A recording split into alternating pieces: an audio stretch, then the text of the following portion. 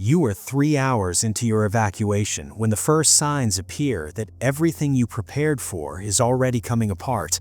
The highway you memorized during countless planning sessions is now a static grid of abandoned vehicles, their occupants long gone on foot into terrain they have never walked before. Your fuel gauge reads half empty, but the next station is 11 miles ahead and you've passed 4 already, each one dark. Each one surrounded by crowds that made you choose to keep moving. The backpack in your passenger seat contains 72 hours of supplies selected with meticulous care over months of research and expense. But you are beginning to understand that the variables you accounted for represent only a fraction of the systems now in collapse around you. And the realization arrives with the particular coldness that accompanies the recognition of a fatal miscalculation made long before the crisis began. The failure of bug-out plans in their opening hours stems from a fundamental misalignment between the static nature of preparation and the explosive, non-linear dynamics of systemic collapse.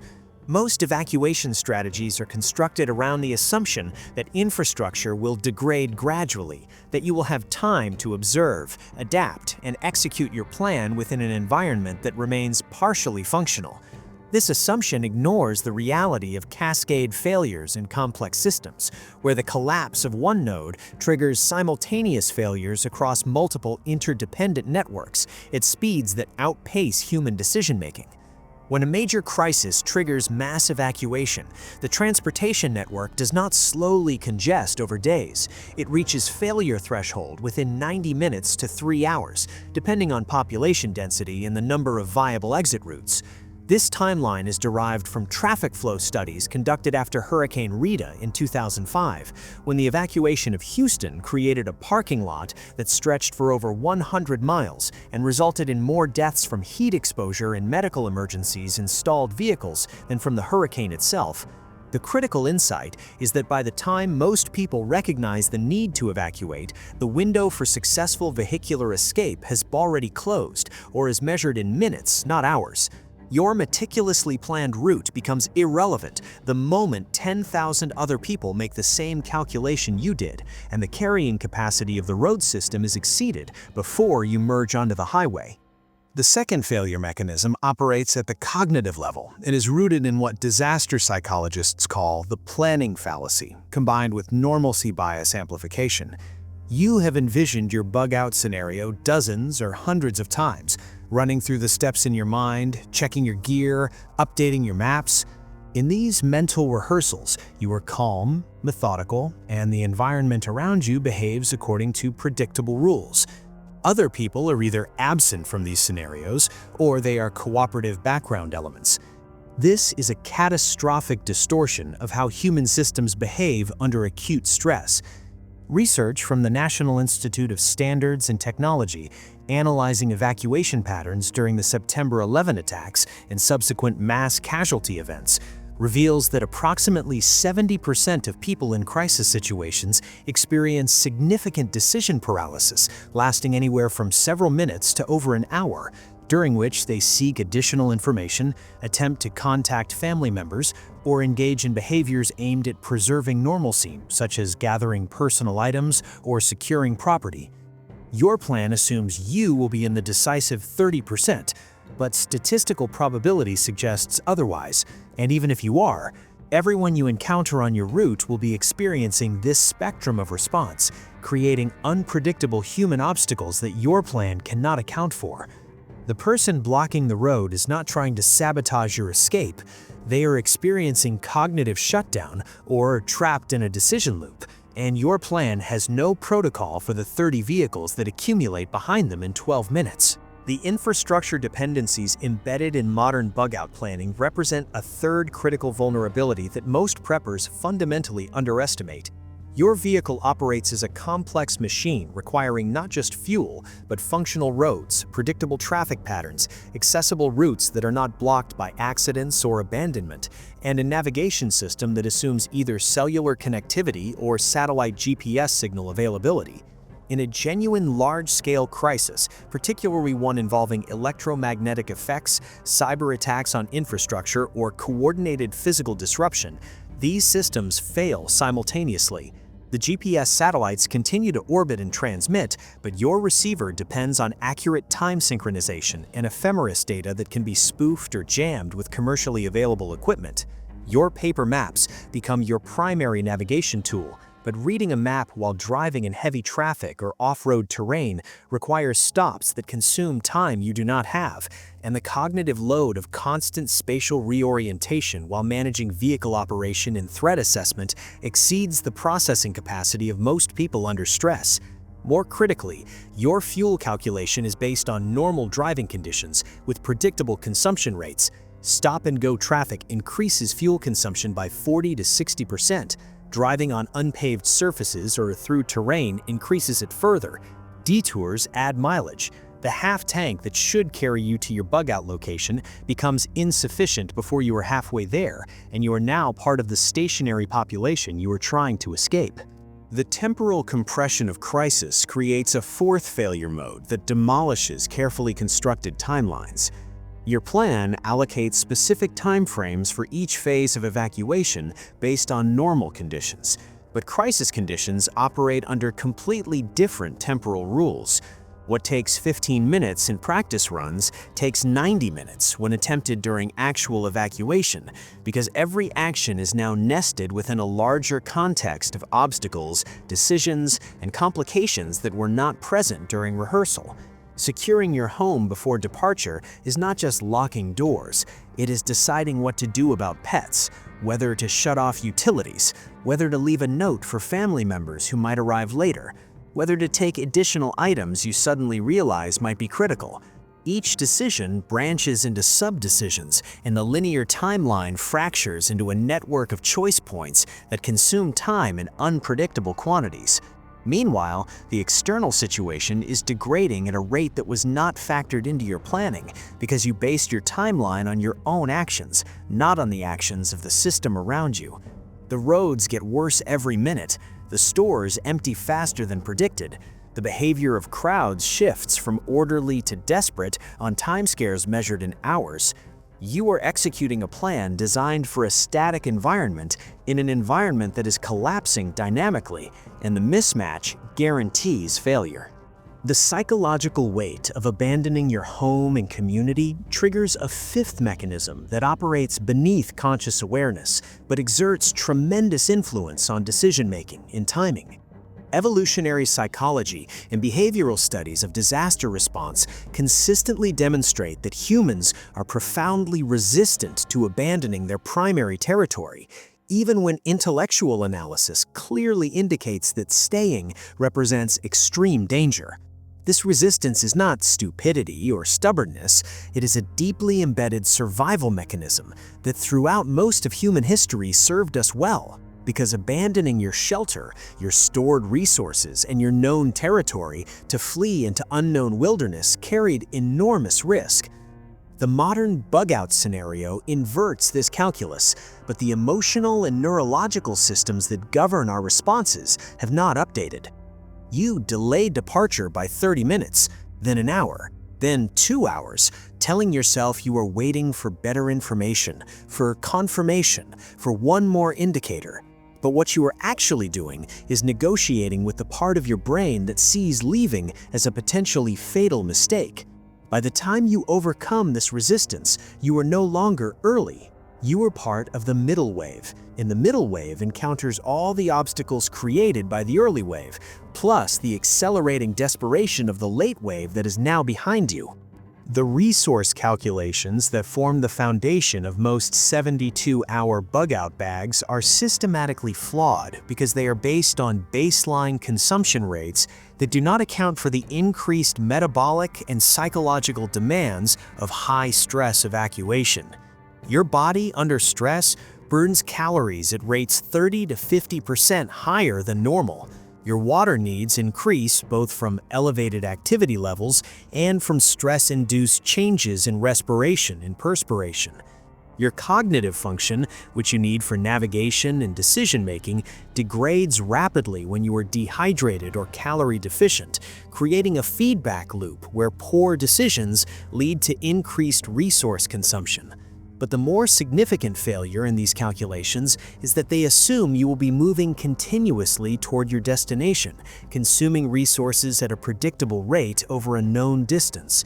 The reality of evacuation is that you will be stopped, waiting, dealing with obstacles, backtracking, hiding, or otherwise engaged in activities that consume time and resources without advancing you towards safety. A journey you calculated would take 6 hours and consume 1/3 of your supplies instead takes 20 hours and depletes 2/3 of your resources, and you are not yet at your destination. Now you face the choice between pushing forward with inadequate supplies or stopping to forage, hunt, or otherwise acquire resources in an environment where thousands of other people are attempting the same thing simultaneously. The social dynamics of mass evacuation creates threat environments that individual bug-out plans are structurally incapable of addressing because they are designed around the assumption of solo or small group movement through an environment where other people are neutral or absent. This assumption collapses immediately. Every choke point becomes a concentration of desperate people. Every resource becomes a point of potential conflict. Every visible sign that you are prepared and carrying supplies makes you a target for those who are not prepared. The gear that represents security and isolation represents vulnerability in a crowd. Your tactical backpack, your visible weapons, your organized appearance all broadcast that you have something worth taking. Studies of social behavior during infrastructure collapse, from the 1977 New York City blackout to the aftermath of Hurricane Katrina, demonstrate that the breakdown of normal social controls happens not gradually, but in sharp phase transitions once visible authority disappears and resource scarcity becomes apparent. Your plan to move quickly through populated areas assumes those areas will remain semi-orderly, but order is not a spectrum. It is a binary state maintained by collective belief, and when that belief fails, the transition to disorder is rapid and complete. You are now navigating a fundamentally different environment than the one you trained for, and your training becomes obsolete. The destination fallacy represents one of the most dangerous assumptions embedded in bug-out planning, the unexamined belief that reaching your predetermined location equals reaching safety. Your bug-out location was selected during calm conditions based on criteria like distance from urban centers, availability of water, defensibility, and stored supplies. These criteria are sound, but they do not account for the fact that in a genuine large-scale crisis, every piece of remote property, every cabin, every retreat location is simultaneously being converged upon by multiple parties who made similar calculations. Your bug-out location is not unique. The factors that made it attractive to you make it attractive to others. The land ownership that gives you legal rights becomes irrelevant when legal systems are not functioning. You arrive at your carefully prepared retreat to find it occupied by another group, or you find it intact but surrounded by others in similar situations, or you find it has been raided in the hours or days before your arrival. The supplies you cached are gone. The security you imagined evaporates. You are now in a survival situation in an unfamiliar location with depleted resources and no backup plan, because your backup plan was predicated on the primary plan succeeding. The physiological decline that accompanies sustained stress and physical exertion degrades your capabilities on a timeline that most bug-out plans completely fail to incorporate. You are not a machine that operates at constant efficiency until suddenly failing. You are a biological system that degrades continuously under load, and the rate of degradation accelerates as resources deplete and stress compounds. Sleep deprivation alone reduces cognitive function and physical coordination measurably within 24 hours. After 36 hours without sleep, your decision-making ability is comparable to someone with a blood alcohol content of 0.1%. After 48 hours, you begin experiencing microsleeps, brief moments where your brain essentially shuts down without your conscious awareness, a catastrophic vulnerability when you are navigating dangerous terrain or trying to avoid threats. Your plan allocates rest periods, but crisis conditions do not respect your schedule. You rest when you can, not when you should, and the deficit accumulates. Meanwhile, the physical demands of moving on foot with a loaded pack, potentially through terrain you are not conditioned for, generate fatigue and injury at rates that exceed your body's ability to recover without proper rest, nutrition, and medical care, none of which are available. Your pace slows, your decision quality deteriorates, you become more susceptible to injury and illness. The capable individual who began the evacuation is not the same person trying to complete it 72 hours later. The communication failure represents a dimension of crisis that modern preppers consistently underestimate because they have never experienced prolonged disconnection from information networks.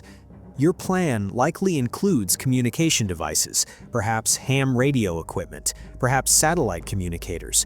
But these devices are tools for transmitting and receiving signals, not for generating information in the absence of functioning networks. When cellular networks collapse, you lose not just the ability to make calls, but access to real-time information about road conditions, weather, threats, and the status of people and locations you care about. Your information environment becomes localized to what you can directly observe or hear from others in proximity, and that information is of unknown reliability, often contradictory, and arrives far too slowly to support dynamic decision-making. You are navigating by dead reckoning through a situation that is changing faster than your information can update. You make decisions based on outdated assumptions. You head toward locations that are no longer safe. You avoid routes that have cleared. The tactical advantage that information superiority provided in your planning phase inverts into a vulnerability in execution because your competitors in this environment are not other preppers with better gear. They are chaos and uncertainty, and those adversaries are undefeated. The cascading realization that your plan is failing typically occurs somewhere between hour 8 and hour 20 of your evacuation attempt, during a moment of rest or forced stop, where you have the cognitive space to assess your actual situation against your projected situation. You are behind schedule. You have consumed more resources than planned. You have encountered obstacles that forced route changes. You are more exhausted than anticipated. The people around you are more desperate or unpredictable than you imagined. The infrastructure you counted on is less functional than your worst-case estimate. And you understand, perhaps for the first time, that the plan you constructed was built on foundations of assumption that have been systematically demolished by the reality of collapse. This moment is dangerous, not because of any external threat, but because of the psychological transition it forces. You must either adapt to the actual conditions you are experiencing, which requires abandoning the mental framework you spent months or years constructing, or you must continue executing a plan that is no longer valid, which leads to increasingly poor decisions made with increasing conviction. Most people cannot make this transition cleanly. They attempt to modify their plan while preserving its core structure, but the core structure is what failed. They need a completely new approach built from ground truth, but constructing that approach requires cognitive resources they have already depleted. The ultimate failure point in most bug-out plans is that they are designed to solve the wrong problem. They are constructed to answer the question, how do I get from my current location to my bug-out location with my supplies intact? But the actual problem in a genuine crisis is, how do I maintain survival capability while navigating a rapidly evolving high-threat environment with degraded resources and information? These are not the same problem. The first problem is a logistics and navigation challenge. The second problem is a continuous adaptation challenge. Your plan optimizes for the first problem because it is concrete, manageable, and can be rehearsed. The second problem is abstract, chaotic, and cannot be fully prepared for, only prepared toward through building general capabilities, decision-making frameworks, and psychological resilience. But general capabilities are harder to build than specific plans. Decision-making frameworks are harder to practice than route memorization. Psychological resilience is harder to develop than packing lists, so preppers default to what is concrete and measurable, and they end up with beautiful solutions to the wrong problem. And when the actual problem arrives, the beautiful solution offers no help at all. The recognition that survival in the first 24 hours depends less on the perfection of your plan and more on your ability to abandon that plan and operate effectively in conditions of radical uncertainty is the insight that separates theoretical preparedness from actual resilience.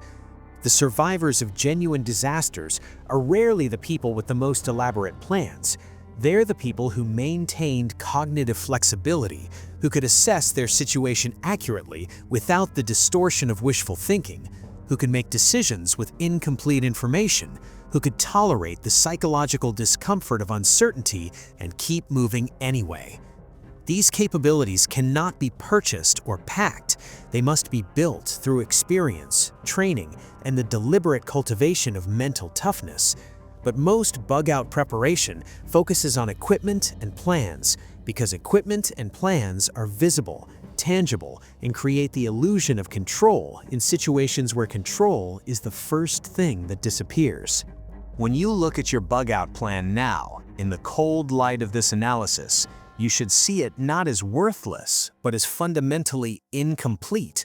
It addresses the opening moves of a game whose rules it does not fully understand. It provides a starting point, but not a pathway. It offers confidence, but not capability. The question is not whether your plan will fail in the first 24 hours.